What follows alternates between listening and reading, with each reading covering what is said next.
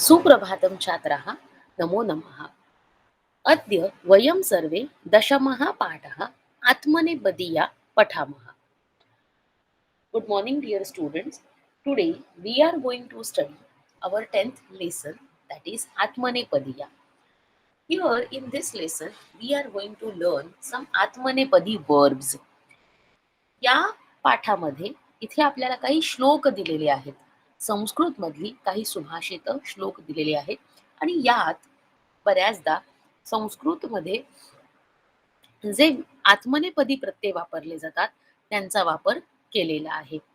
संस्कृत मधली जी क्रियापद आहेत ती परस्मैपद आणि आत्मनेपद अशा दोन पदांमध्ये विभागली जातात. Verbs in the Sanskrit language are divided into two parts, Atmadepadiya and Parasmepadiya. We have already done Parasmepadi Pratyaya. We have already done Parasmepadi Dhatu. Today we are going to start with the Atmanepadi Dhatu. Here we are going to learn some shlok.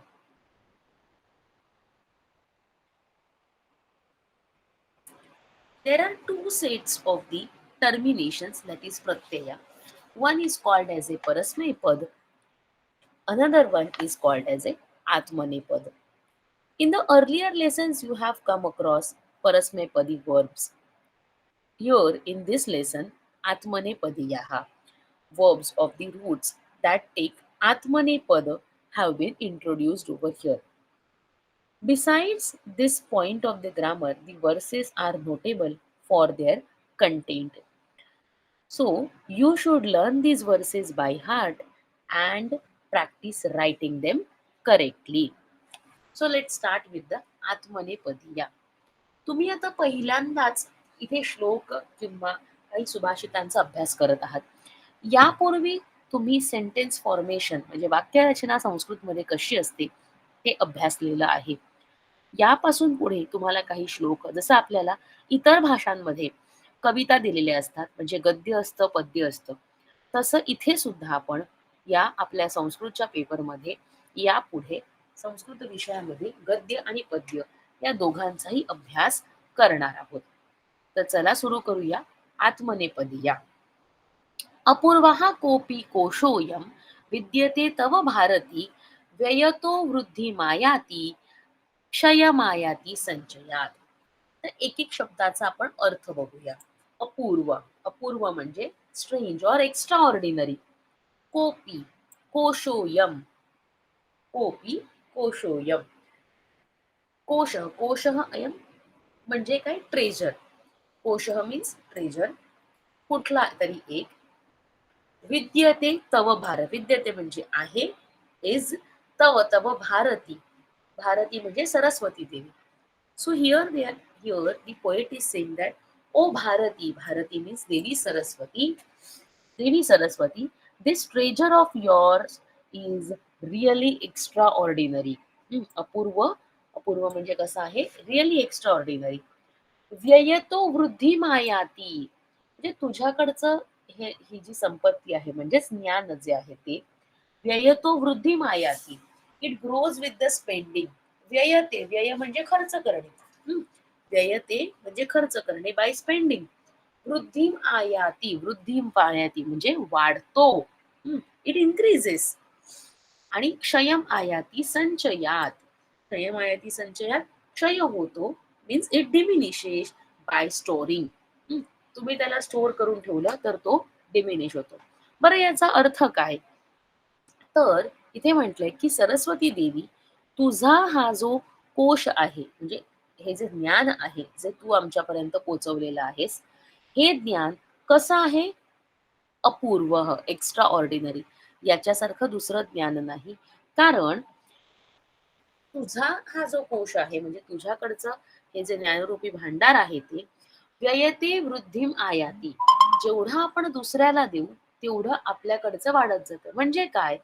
तर जेव्हा आपण हे ज्ञान दुसऱ्यांना देतो तेव्हा ते आपल्या अजून जास्त लक्षात राहतं, म्हणजे ते वाढत राहतं.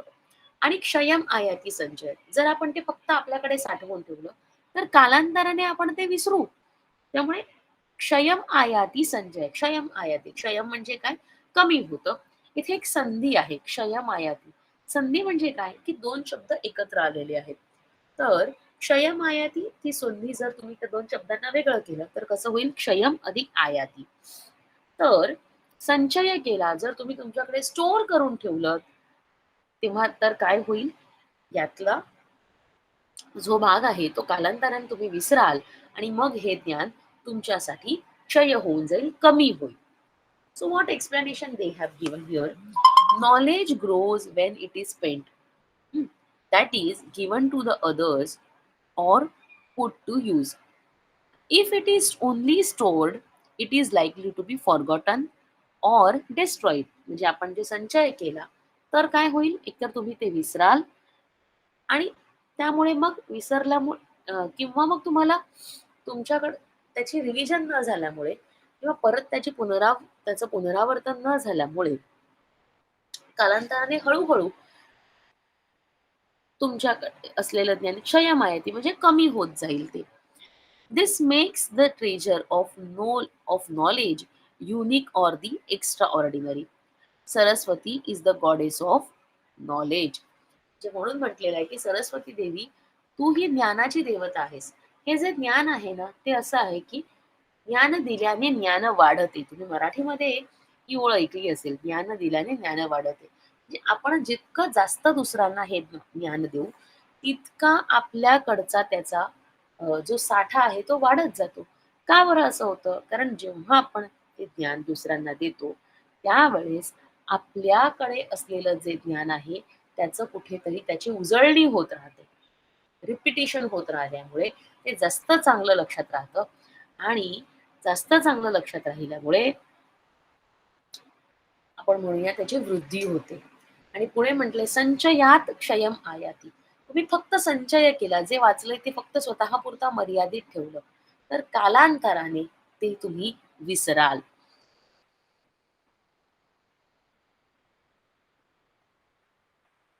म्हणजेच त्याचा क्षय होईल. क्षय म्हणजे ते कमी होईल. आता पुढचा श्लोक, सेकंड श्लोक आपण बघूया. कुसुमम वर्ण संपन्नम गंधहीनम न शोभते, न शोभते क्रियाहीनम मधुरम वचनम तथा. कुसुमम, कुसुम म्हणजे फूल, वर्ण संपन्न म्हणजे विथ कलर, जे कलर सोप सारखं आहे ते, विथ मेअर कलर. गंधहीनम न शोभते, पण जर ते गंधहीन असेल, if it does not have any fragrance, then it won't be desirable. न शोभते क्रियाहीन मधुरम वचनम तथा. त्याप्रमाणे कृतीशिवाय कुठलंही काम हे शोभून दिसत नाही. So what they have given here, a flower rich in colors but devoid of fragrance does not look beautiful. Hmm. A, a flower which is kusumam varna sampanam. Kusumam म्हणजे flower, varna sampanam means with the which is rich in color. Gandhahinam na shobhate. Gandhahinam. If it does not have the fragrance, then it won't look beautiful. Na shobhate. In the same way, na shobhate kriyahinam madhuram vajanam tatha. In the same way, in the similarly, sweet talk devoid of action does not appear to advantage. Kriyahinam means without any action. Madhuram vachanam, sweet talk. So, similarly, the sweet talk devoid of action does not appear the advantage. Kriyahinam without any action. म्हणजे जर का तुम्ही एखादं वाक्य म्हटलं आणि परंतु ते जर अंमलातच आणलं नाहीत किंवा त्यानुसार जर केलंच नाही तर असं गोड बोलण्याला अर्थ काय. So mayor colour does not make the flower desirable. In the same way pleasing words like I will help you do not have any value if they are not backed by the suitable action. Means जर आपण एखाद्याला एखादं वचन देत असू तर आपण त्याप्रमाणे गोड बोलून जर वचन देत असू गोड, तर आपण ते पूर्ण केलं पाहिजे.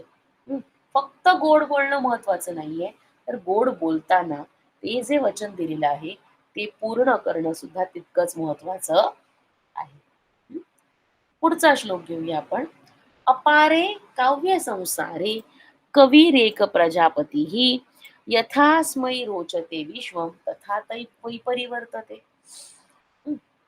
अपार, अपार मीन्स एंडलेस, जे आपण कधीच संपू शकत नाही असं म्हणतो ते. तर असं हे काव्यरूपी संसार आहे. काव्यरूपी संसार म्हणजे विश्व. हे काव्यरूपी विश्व असं आहे की ज्यामध्ये कविरेक प्रजापती ही, कवी poet, he is the soul creator. यथास्मै रोचते विश्वम तथा वै परिवर्तते. He is a real king of his kingdom. यथास्मै रोचते, त्याला जसं आवडतं तसं तो त्याच्यामध्ये बदल करून विश्वात बदल करतो. जसं आपण म्हटलं कवीच्या जेण देखे रवी ते देखे कवी असं म्हटलं जातं ना. मराठीमध्ये तुम्ही हे वाक्य ऐकलं असेल. जेण देखे रवी ते देखे कवी.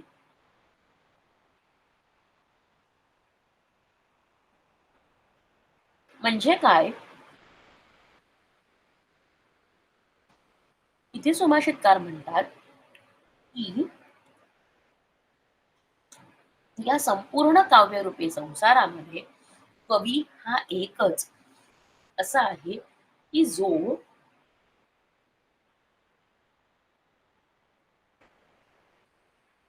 स्वतः त्याचा त्या विश्वाचा क्रिएटर आहे, म्हणजे निर्माता आहे.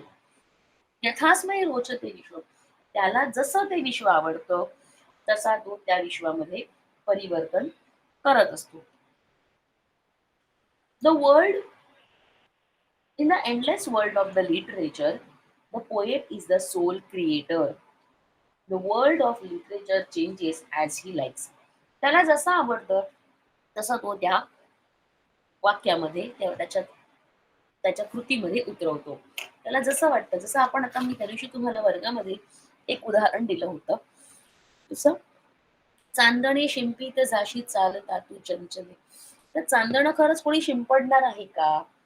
नाही. पण ही कवी प्रतिभा आहे आणि त्यानुसार त्याने, किंवा अजून एक आहे पान जागे फूल जागे. आता पान जागे फूल जागे, पान जागलेलं आहे, फूल जागलेलं आहे. इन रियालिटी खऱ्या वस्तुस्थितीमध्ये हे शक्य आहे का? नाही. कारण ते विश्वच वेगळं आहे. म्हणून इथे असं म्हटलंय की कवी हा एक असा अं, अशी व्यक्तिरेखा आहे की त्याच्या विश्वाचा तो स्वतः निर्माता आहे आणि त्याला जसं आवडतं तसं तो त्याच्या लिखाणातून त्याच्या काव्य रचनेमार्फत लोकांपर्यंत आणत असतो. So the world that we see around us is said to be the created by the Lord Brahma. Literature is the parallel world created by the writer. This world changes according to the writer's liking. म्हणजे या जगात त्याला जसं आवडतं तसं तो त्या जगाला उपमा देतो आणि तशी स्वतःची काव्य रचना, काव्यकृती करत असतो.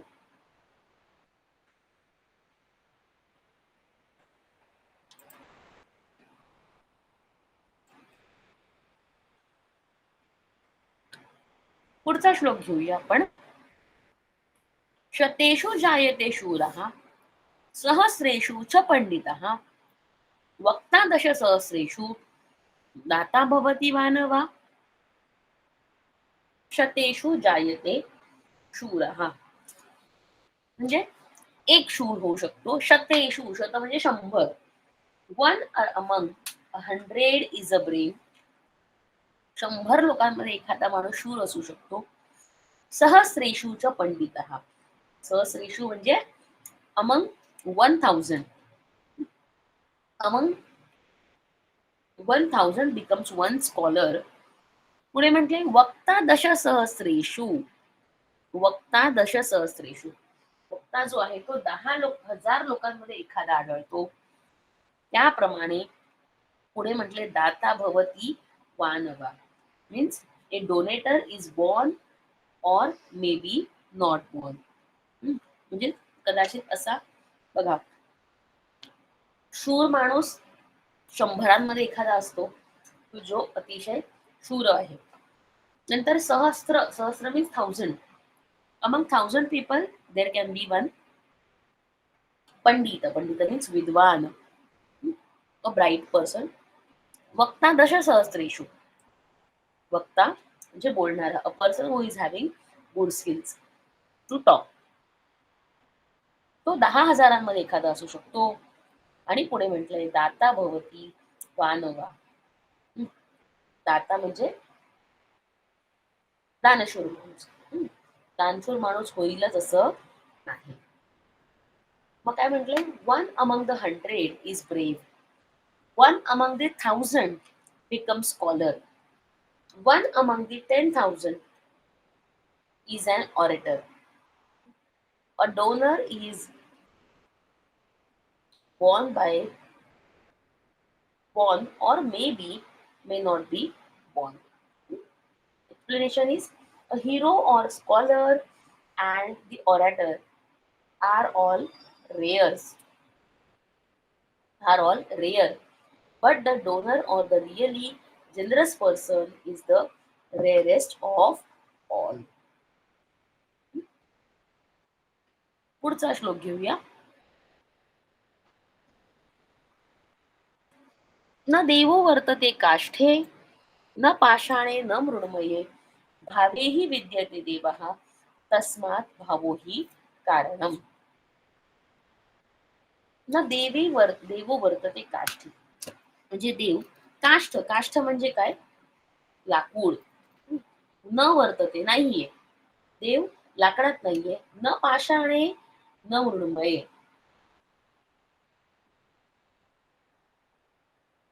दगडातही नाहीये, लाकडातही नाहीये. मृण्मय म्हणजे माती. God is not in the wood, stone or in the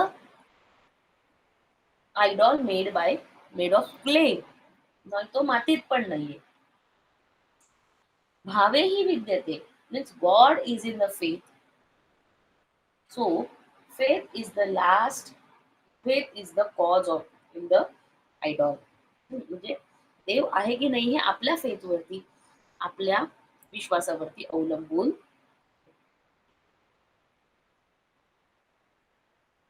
न देव वर्तते काष्ठे, देव लाकडत नाहीये. न पाषाणे, नॉट इन अ स्टोन. न मृण्मय, or in the idol made of clay. Bhave ही विद्यते देवः तस्मात् भावो हि कारणम. Faith is the device. Faith of devotees make the idol, so make the idol of wood, stone or the clay divine.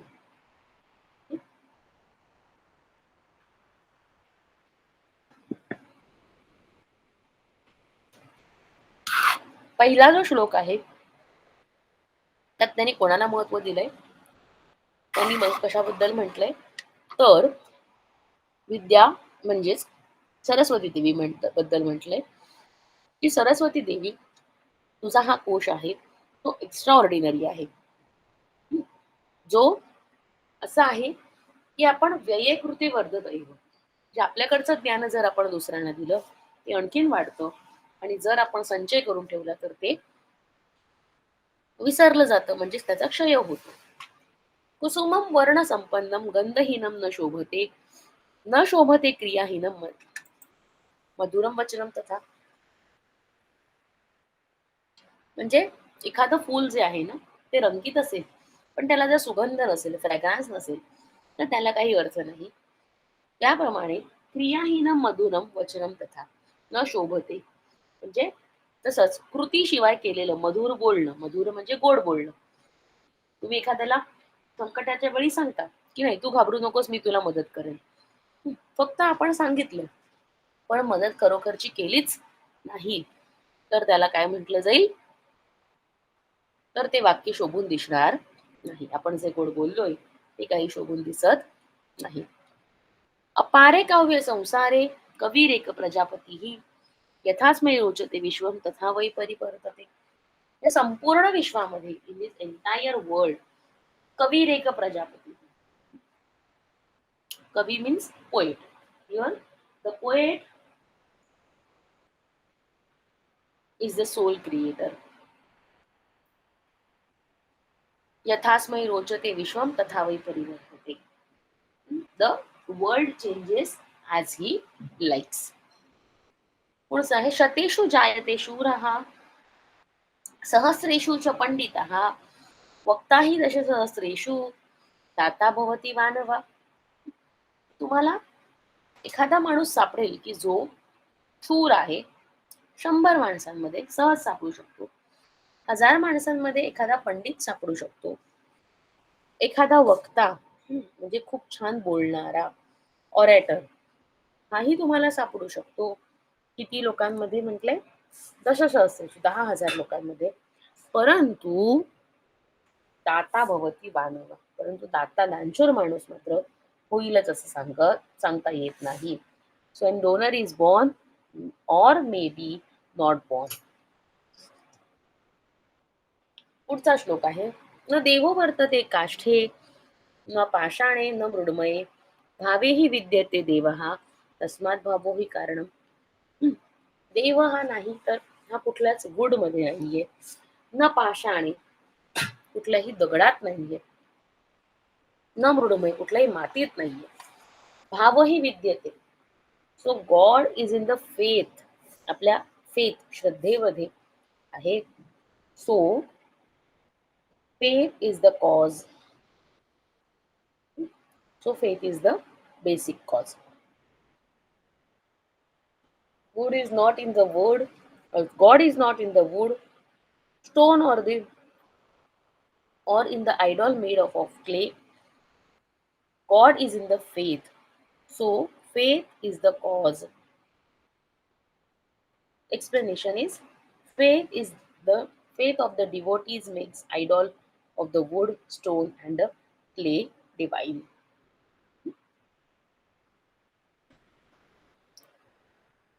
आता इथे भाषाभ्यास आपण बघूया. भाषाभ्यासामध्ये तुम्हाला काही प्रश्न विचारले जातील. श्लोके क्रियापदम किम. आता कुठले कुठले क्रियापद आले जे गुलाबी रंगात आहेत ते सगळे लिहायचे. विद्यते, शोभते, रोचते. आता हे जे डबल आले ते एकदाच लिहायचे. रोचते, परिवर्तते, जायते.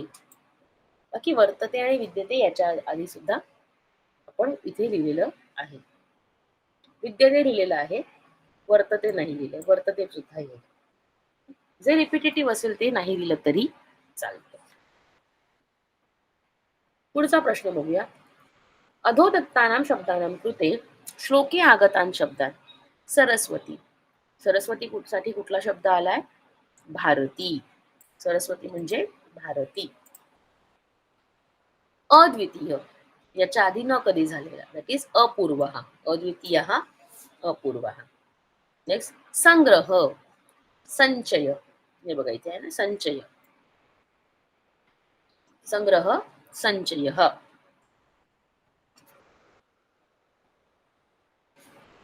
पुढचा प्रश्न बघूया.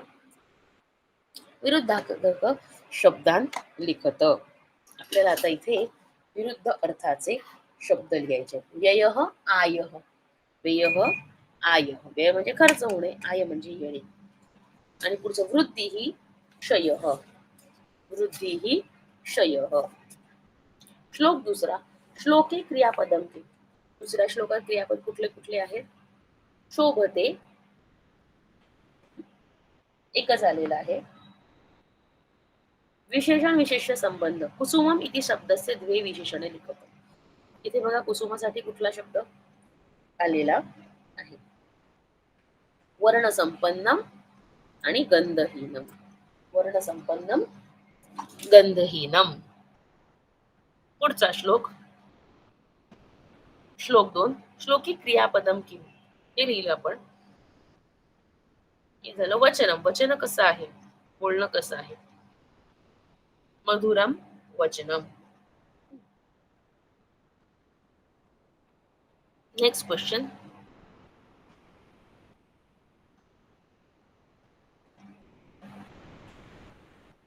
वचनस्य एते द्वे विशेषणाने लिखत. मधुरम वचनम. एक येणार मधुरम, वचनम आणि दुसरा आहे क्रियापदम, क्रियाहीनम वचनम. क्रियाहीनम आणि मधुरम असे दोन शब्द हे विशेषणाच्या रूपात येतील. समानार्थक शब्दांलिखत प्रसूनम सुमम पुष्पम कुसुमम. कुसुमम. वचः उक्ती ही वाक्य एखाद्याने म्हणणं त्याला काय म्हणतात? वचन.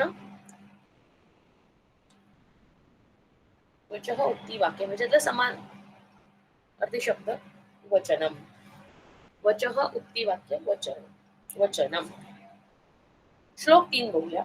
श्लोके क्रियापदे की इथे सुद्धा तसेच जे डार्क केले ते रोचते आणि परिवर्तते.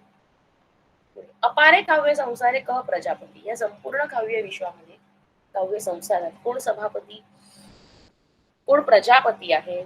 तर कवी. मग काय उत्तर लिहूया आपण कवी ही अपारे काव्य संसारे प्रजापती ही.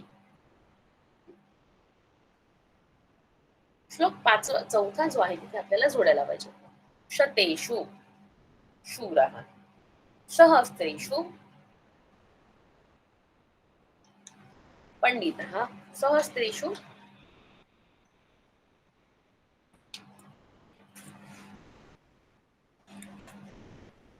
हे बघूया आपण.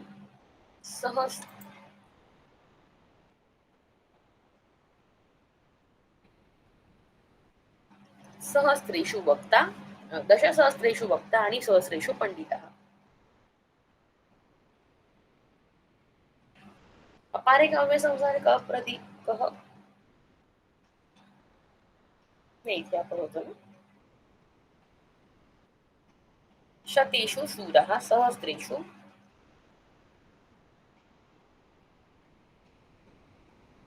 शूरः शतेषु शूरः सहस्रेषु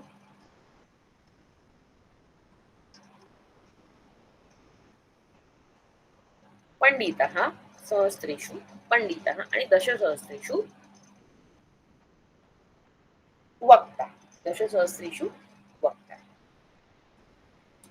कस्मिन् कः गुणः वर्तते इति लिखत. कोणाचा गुण कुठला आहे हे आपल्याला लिहायचं. शूरे शौर्यम पंडिते पांडित्यम भाषा निपुणे वक्तृत्वम उदारे दातृत्वम. आता आपण समानार्थक शब्द बघूया. दाता याचकः. दाता म्हणजे देणारा, याचकः घेणारा. शूरः शूरः वीरः. समानार्थक शब्द. समानार्थक आहे दाता वदान्यः. दाता वदान्यः शूरः वीरः आणि पंडितः विद्वान. श्लोक 5 बघूया. देव कुत्र वर्तते. देव कुठे आहे? देवः भावे वर्तते. माणसाच्या भावनेमध्ये आहे ना. देवः भावे वर्तते. देवः काष्ठम पाषाण इति शब्दानां अमरकोश पंक्ती लिखत. कुठलाही एखादा शब्द लिहिला तरी चालेल. देवः भगवान काष्ठम लाकूड आहे पाषाण अश्म सप्तन्य पदांनी देवः न वर्तते. कुठे कुठे देव नाहीये ते लिहायचे. न आपण श्लोक बघूया. न काष्ठे न पाषाणे न मृळे असे चार आहेत. न काष्ठे न पाषाणे न मृण्मये